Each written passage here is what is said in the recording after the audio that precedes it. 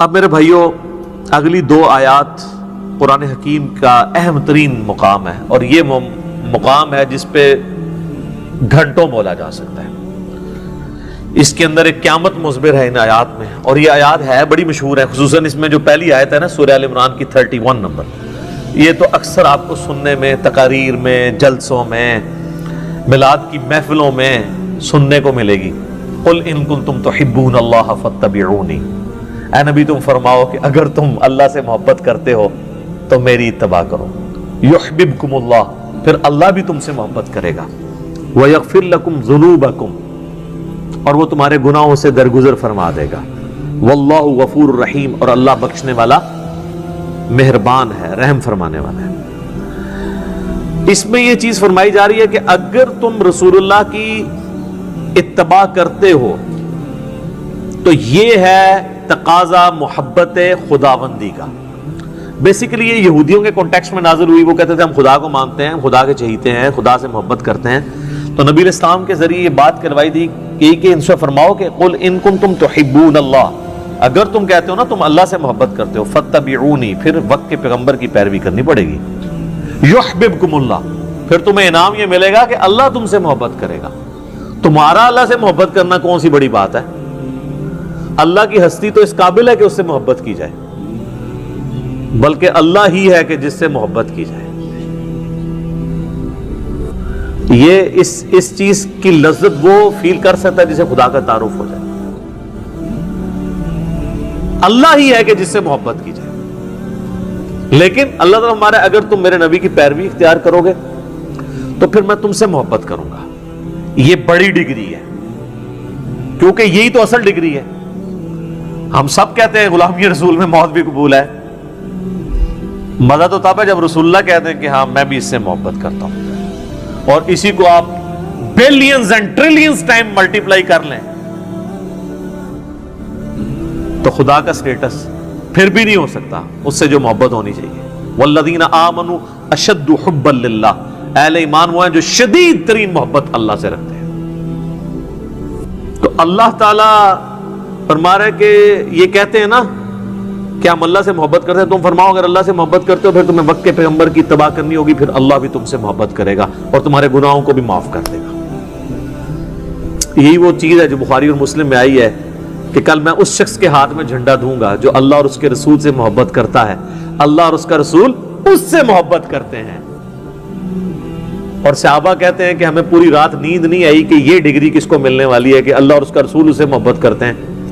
ویسے تو پہلی ڈگری بھی بہت بڑی ہے، یعنی ہم دعویٰ تو کرتے ہیں ہم اللہ اور اس کے رسول سے محبت کرتے ہیں، میرے پاس اس محبت کا کوئی سرٹیفکیٹ ہے کہ اللہ مان لے کہ ہاں یہ مجھ سے محبت کرتا ہے، یہ کوئی چھوٹی بات ہے؟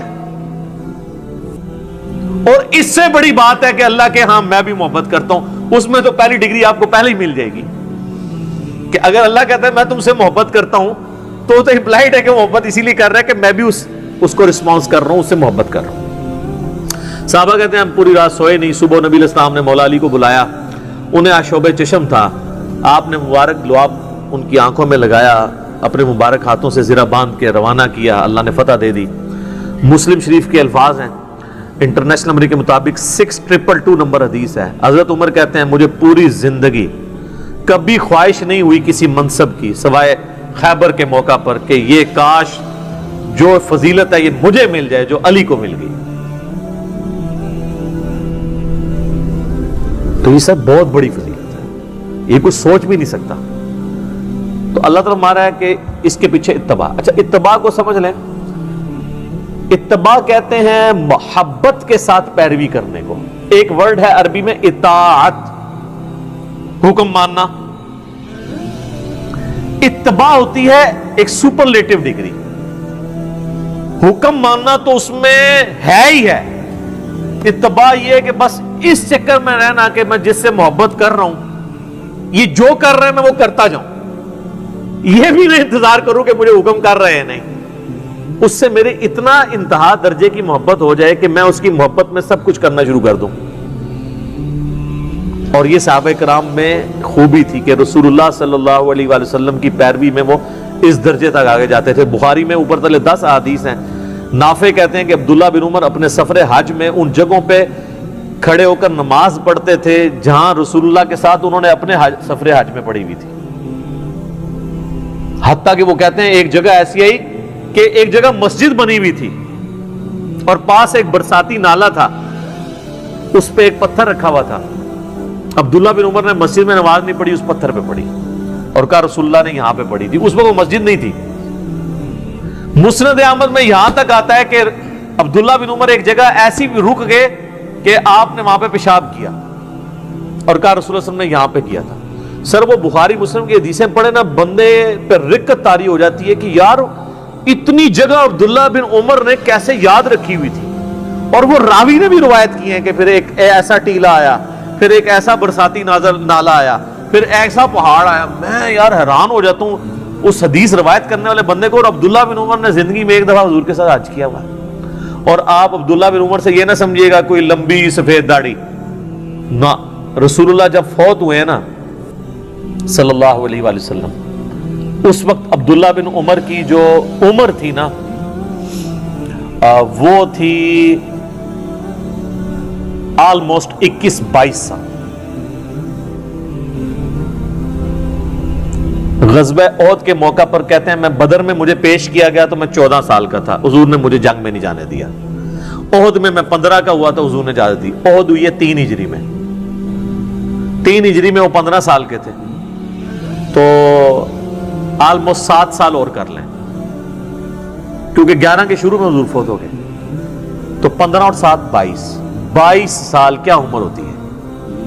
اور یہ 22 سال اس وقت جب حضور فوت ہو گئے. حج انہوں نے کیا ہے 20-21 سال کی عمر میں, ایک ایک چیز یاد رکھی ہوئی ہے.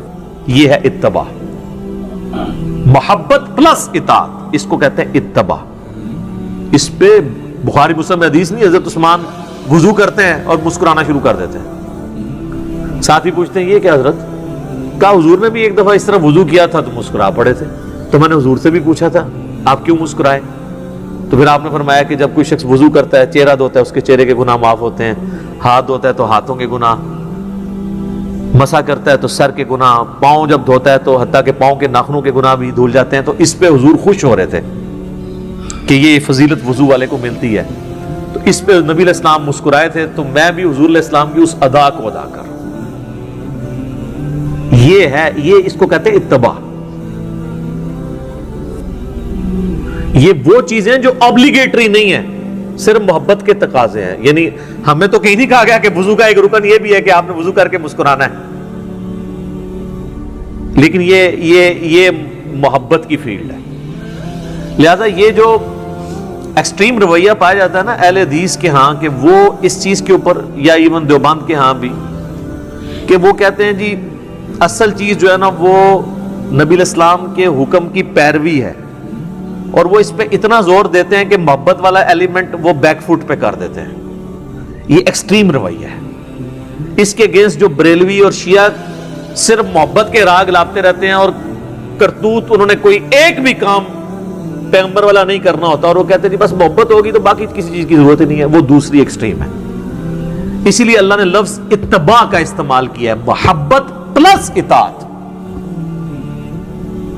سکی محبت نہیں تو سکے صرف گیٹ اپ اڈاپٹ نہیں کرنا. انتہا درجے کی عقیدت بھی, جس کے آپ کو نمونے نظر آتے ہیں نا, بخاری میں نہیں آتا صلح حدیبیہ کے موقع پر نبی علیہ السلام جب وضو کر رہے ہیں, صحابہ آپ کے وضو کا پانی نہیں نیچے گرنے دے رہے, ٹھیک ہے, اپنے جسم پہ مل رہے ہیں, حتیٰ کہ کسی کو نہیں ملتا وہ دوسرے سے لے کے مل لیتا ہے. اور یہ اس کے علاوہ بھی عام حالت میں بھی ہوتا تھا. جب نبی علیہ السلام کو تشت میں بڑے برتن میں وضو کروایا جاتا تھا, بخاری مسلم میں آتا ہے, تو حضرت بلال کہتے ہیں میں وہ جو پانی نیچے جمع ہوتا تھا نا, تو باہر لے کے جب نکلتا تھا صحابہ جھپٹ پڑتے تھے اس کے اوپر. یہ وہ تقاضے تھے جو محبت کے. لیکن اس طرح کی اب محبت ہماری نصیب میں نہیں ہے, کیونکہ رسول اللہ سامنے موجود نہیں ہے. ہمارا تو اب ٹوٹل زور دوسرے والے معاملے میں ہوگا, کیونکہ پھر اس کے ایکسٹریم رویہ ہے کہ لوگ جا کے اب قبر کی مٹی چاٹنا شروع کر دیں, حضور کی قبر پہ سجدے شروع کر دیں, تو وہ کام نہیں. رسول اللہ صلی اللہ علیہ وسلم کی زندگی مبارک جو دنیا ہی گزرنے کے بعد, اب ان سے محبت کے تقاضے ذرا ڈیفرنٹ ہیں, کیونکہ آپ سامنے موجود نہیں ہیں. خیر یہ اس ٹاپک کے اوپر گھنٹوں بولا جا سکتا ہے, یہ تو نہ ختم ہونے والا ٹاپک ہے. اور یہ وہ ٹاپک ہے کہ جس کے اوپر ہمیں بنیادی اختلاف امت کی اکثریت کے ساتھ ہے کہ انہوں نے رسول اللہ کے مقابلے پر ایسی ہستیوں کو کھڑا کیا کہ ان ہستیوں کو پتہ چلے تو ان کے پاؤں کے نیچے سے زمین نکل جائے، کہ ان کی اطاعت کو انہوں نے رسول اللہ کے مقابلے پر واجب قرار دے دیا۔ یہ مقابلے پہ میں اس لیے لفظ بول رہا ہوں کہ ہم رسول اللہ کی واضح احادیث بتاتے ہیں، وہ کہتے ہیں نہیں ہمارے امام کا قول یہ ہے۔ میں کہتا ہوں امام حنیفہ، امام شافعی، امام احمد بن حنبل، امام مالک رحمہم اللہ اجمعین وعلیہم السلام اجمعین ورضی اللہ عنہم اجمعین، وہ کانپ اٹھے اس تصور کے ساتھ کہ ان کو رسول اللہ کے مقابلے پہ کھڑا کر دیا۔ صراحتاً احادیث آیات آنے کے باوجود آپ یہ دیوبند کی تفسیر عثمانی اٹھا کے دیکھیں، وہ بحث کرتے ہیں کہ قرآن میں جو ہے وہ رضاعت کی مدت جو ہے، دودھ چھڑانے کی مدت جو ہے وہ 2 سال آئی ہے۔ پھر وہ سال لکھتے ہیں البتہ امام حنیفہ کا موقف ہے کہ 2.5 سال ہے۔ تو ہو سکتا ہے امام حنیفہ کے پاس بھی کوئی دلیل ہو۔ چلو حدیثوں میں تو کوئی کہہ سکتا ہے، کسی کو ایک حدیث پتہ چلی دوسرے کو نہیں پتہ چلی، جو مسئلہ قرآن میں آ گیا ہے اس مسئلے کے خلاف کسی اور امام کے پاس بھی کوئی دلیل ہو، پہلے تو ہم اس کو بھی ماننے کے لیے تیار نہیں کہ امام حنیفہ نے کہیں کہا بھی ہوگا کہ بھی قرآن کے خلاف 2.5 سال دودھ چھڑانے کی مدت ہے، کیونکہ امام صاحب تو ہمارے سامنے موجود نہیں ہے، جو جس کا دل کرے ان کی طرف منسوب کر دیں۔ چلو سپوز آپ کو پتہ بھی چل گیا، آپ تو کم از کم کریں۔ اور دوسری طرف آپ خود ائمہ کے اقوال سناتے ہیں کہ سارے اماموں نے کہا کہ ہماری کوئی بات کتاب و سنت کے خلاف ہو اسے دیوار پہ مار دو۔ اور ہم دیوار پہ نہیں مارتے، ہم بڑا احترام کرتے ہیں، ہم کہتے ہیں کہ جی یہ ان کی رائے تھی، قرآن و سنت کے خلاف ہے، ہم اس کو فالو نہیں کریں گے، ہمیں کہتے ہیں اماموں کے گستاخ ہو۔ تو یہ ایک ٹاپک، ایک بڑا کریٹیکل ٹاپک تھا، میں نے اس کو پورا پری پلان تیاری کر کے نا مسئلہ نمبر 197 ریکارڈ کروا دیا، آلموسٹ 2 گھنٹے کا HD کیمرے میں میں نے کئی ایک ایگزامپلس صحابہ تابعین تبع تابعین کی دکھائی ہیں کہ جب ان کے سامنے آیات احادیث آتی تھی وہ اعلانیہ طور پر اپنے بڑوں سے اختلاف کیا کرتے تھے، اور بڑے بھی ایسے تھے کہ وہ فوراً سر تسلیم خم کرتے تھے۔ خلفائے راشدین کی مثالیں میں نے پیش کی کہ ان کو کسی نے حدیث سنائی ہے، انہوں نے ڈیسیژن بھی کیا تو کہا بھائی نہیں غلطی ہوگی، ہم پیچھے ہٹ جاتے ہیں۔ تو اگر خلفائے راشدین کا اسٹیٹس تو باقی کس کھاتے میں؟ باقی میں تو کوئی اوقات نہیں ہے ان کے مقابلے پہ، ہمارے مقابلے پہ نہیں۔ وہ میں نے کئی ایک واقعات بتایا ہے، پھر اس کے بعد تابعین تبع تابعین میں بتایا۔ تو یہ ایک کریٹیکل آیت ہے، انشاءاللہ میں اس آیت پہ اگلی دفعہ بھی تھوڑی ڈسکشن کروں گا، اس کانٹیکسٹ میں کچھ احادیث بھی ڈسکس کروں گا۔ ایک حدیث میں آپ کو سنا دیتا ہوں، بخاری اور مسلم دونوں میں حدیث ہے۔ حضرت حسان ابن ثابت بیٹھے ہوئے مسجد نبوی میں اشعار پڑھ رہے تھے۔ حضرت عمر فاروق جیسا حکمران جن کی طبیعت میں بھی بہت گرمی تھی، ایکسٹروورٹ بھی تھے، سختی بھی تھی، وہاں سے گزرے اور رک گئے، اور انہوں نے حسان ابن ثابت کو تیکھی نظروں سے دیکھا، ابھی بولا کچھ نہیں ہے، صرف دیکھا ہے، اور اگلے جنے دی بھی تسی جرت دیکھو، اور ان کا عمر اس طرح نہ دیکھ ہماری طرف، تم سے بہتر شخصیت مسجد میں ہوتی تھی، میں ان کے سامنے بھی اشعار پڑھتا تھا اور نبی علیہ السلام خوش ہوا کرتے تھے۔ اچھا، اب حضرت عمر نے تو مطلب ڈیفینسو موڈ میں چلے گئے، انہوں نے کہا کہ کوئی گواہ لے کر آؤ۔ انہوں نے کہا یہ ابو ہریرہ بیٹھے ہیں پاس، ان سے پوچھو کہ کیا ایسا نہیں تھا؟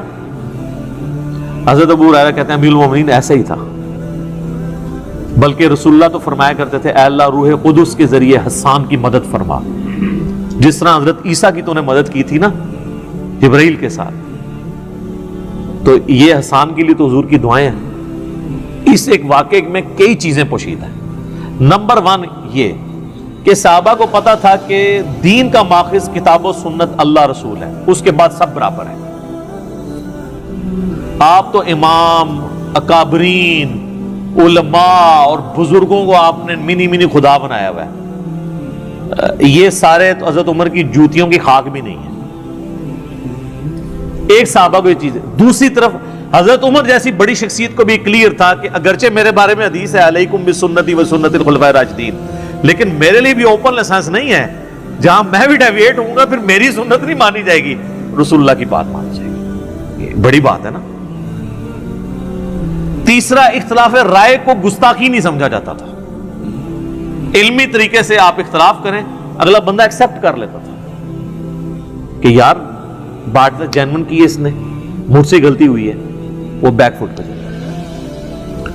چوتھا، یہ جو آج کل بعض منکرین حدیث نے یہ ایک پنگا کھڑا کیا ہوا ہے کہ جی حضرت ابو ہریرہ جو ہے وہ حدیثیں کھڑا کرتے تھے، حضرت عمر نے ان کے اوپر پابندی لگا دی تھی، حضرت عمر کے سامنے ابو ہریرہ کی کریڈیبلٹی نہیں تھی۔